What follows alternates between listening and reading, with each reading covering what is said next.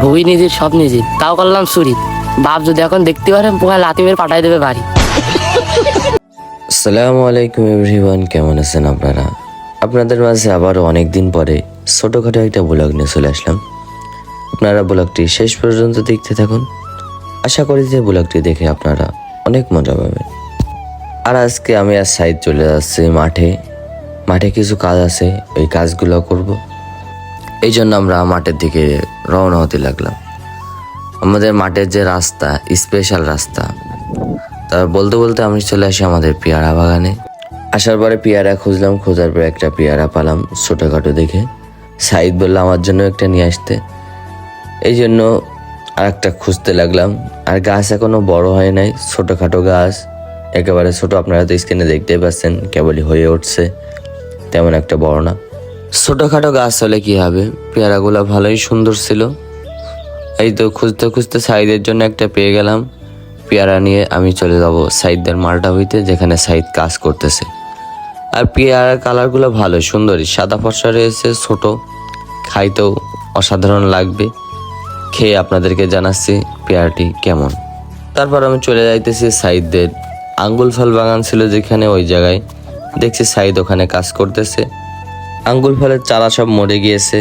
আর এই যে সেই পেয়ারাটা যেটা আমরা কেবল নিয়ে আসলাম, দেখতে ভালোই লাগতেছে ছোটোখাটো। আর সাইদের জন্য যে পেয়ারাটা নিয়ে আসলাম, ওই পেয়ারাটা পোকা ছিল, আপনারা স্ক্রিনে তো দেখতেই পাচ্ছেন।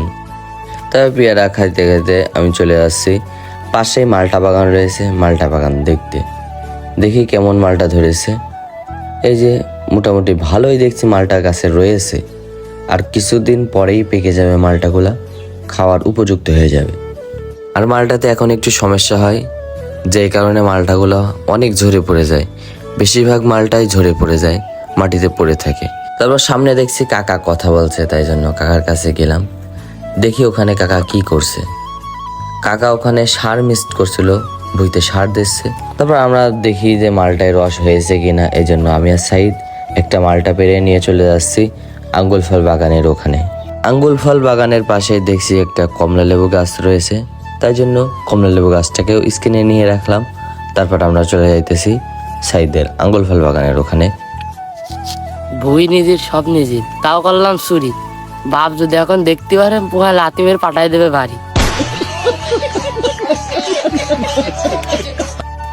এটাই বাস্তব।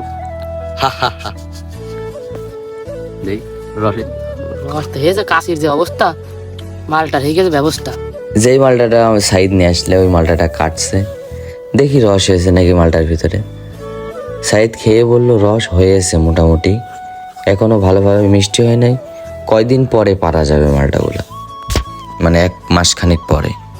তারপর সাইদ আনারকলি গাছে কঞ্চি দেওয়ার জন্য কঞ্চিগুলো খুলে সাইজ করছিল।